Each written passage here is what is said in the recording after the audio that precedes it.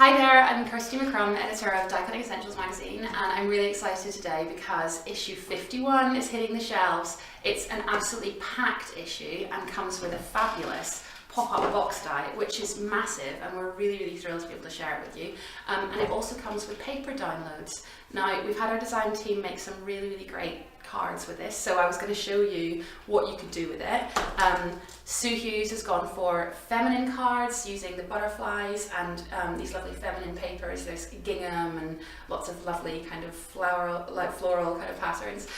Sandra Rayner's gone for the more masculine, and she's shown us that actually it doesn't just need to be a box, you can have like the pop-up inside. So really lovely cards. Because there's so much to this die set, there are 22 pieces in this kit. I thought it'd be really nice to show you how we assemble the box to make something like this come from it. I'm not going to be as intricate as our design team, but that's what the inspiration in the magazine is for.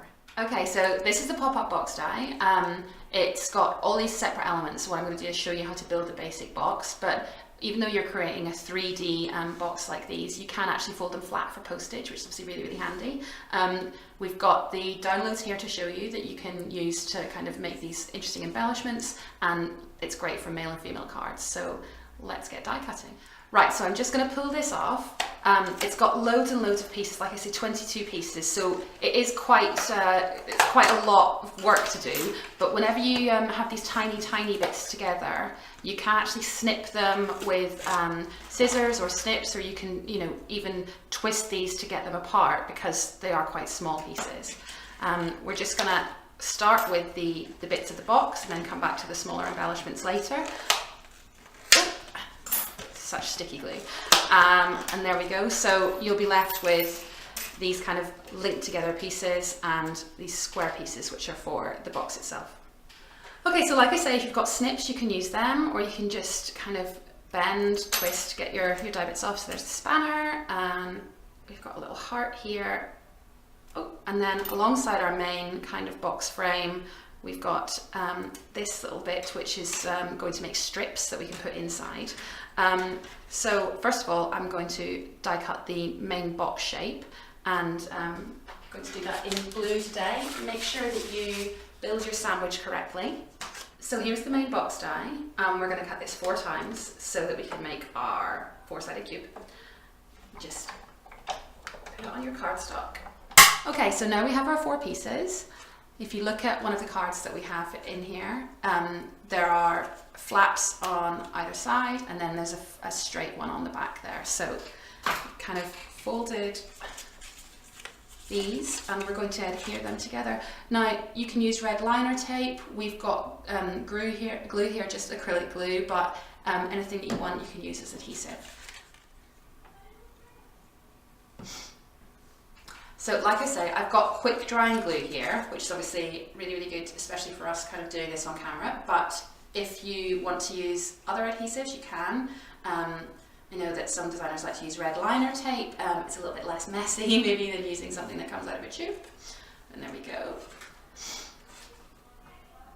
And you're just building it up, so you know that it's got 4 sides, and you need 4 of these guys.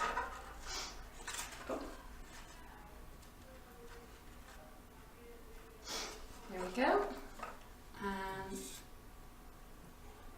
there we are. We just get the final one and put it in place.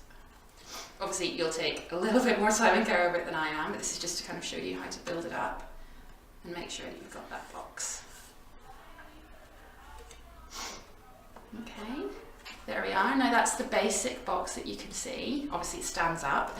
Like I say, because this one is a really good example of, it's got those flaps at the side, but it's got this bit at the back, so you don't maybe fold down one of them, so that you actually have that backboard bit so that you can put a sentiment on it or whatever, like our designer has done. So you fold them down, like that, and then there we go, that's your backboard there. So that's the basic idea of how the box is going to end up looking.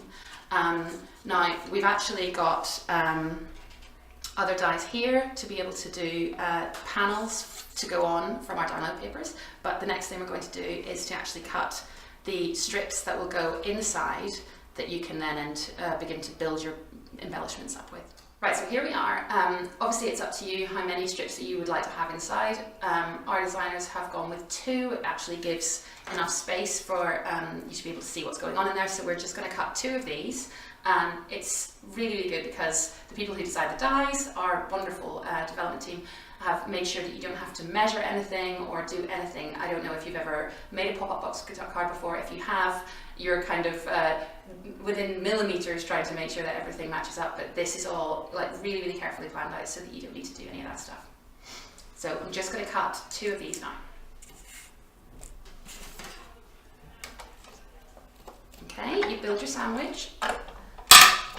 Okay, so now we've got our 2 strips. If I again take you back to what our designer's done, obviously you can see all this sitting up and it turns out, oh, these are the strips inside, so that's what's making it all work.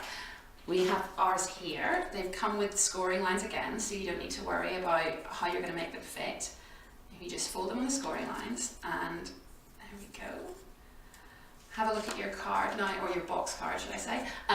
Whenever you look at it, you kind of need to decide where you want these, how deep you want them in. I'm just going to do them flush to the top of it, so that you kind of get the idea. And also, crucially, you need to work out how you're going to space them. Like I say, because we've got 2, we know that we want them to be spaced roughly kind of the same distance apart, so that you kind of get that symmetrical kind of balanced look on your finished card. Oh, here we go. Just a little blob. Like I say again, quick drying glue. You can obviously use liner tape or anything else if you want. Forgive me for doing this for speed, obviously you'll be a bit neater. Right, okay, so we've got our kind of strips in place here, and obviously whenever you look at the built card you can see that the strips have the tools on them, so I wanted to show you how that works. We've got some acetate and I've got some tools that I cut here earlier. So we've got quite a sturdy acetate so that it doesn't kind of flop down. You want it to be able to hold up the kind of embellishment you're going to put on there. Note that this is 1 centimetre across. If you have a heavier embellishment or a kind of bigger piece of one of the, say, the butterflies or whatever that you think is maybe not going to be held, you can make it wider, whatever you want. It's just really, really easy. Whenever you're kind of looking at where you're going to adhere it, you've got to kind of work out the depth. So if you kind of see where it might stick, obviously there's a shine on that acetate there, but work out where you're going to put it. So we're just going to stick a saw on here with some quick drying glue again, so that you can kind of see how it's going to come together. I just put a little blob here, and I mean, again, the saw is in white cardstock just so you can see it, but you can put that in whatever way you want.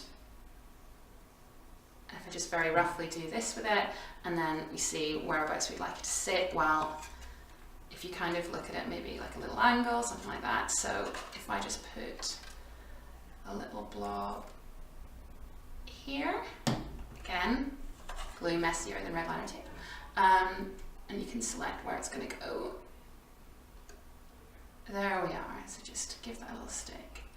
And that way you can kind of build up, make it as kind of populous as you like, with as many different shapes as you like, and you can, obviously colour your tools before you put them in there. But that's the basic way to kind of get to what our designers have done. Okay, so once you've got all the tools that you want and where you want them there, we can go to die cutting the downloadable papers. Now, the dies that you come with there, they're actually shaped so that they will fit on the side of your box or on your kind of little flaps there. I'm not going to do that now because you can do that yourself, but basically we've got 2 really, really lovely sets of papers, male or female cards. You can have a look here.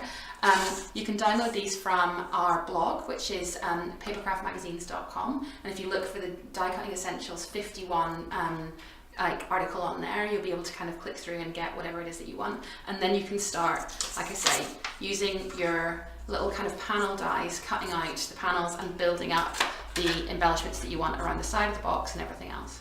I really hope that's given you some good ideas for what's in the magazine. We've got a really great subscription offer at the moment, so if you're interested, you get the next 3 issues for £15, which is a 50% saving, which is pretty immense. If you don't want to subscribe, you're not ready to do that yet, that's fine. You can pick the magazine up online at moremags.com or craftstash.co.uk. It's also available from major supermarkets, Morrisons, WH Smith's, Tesco. You can pick it up there. And I'm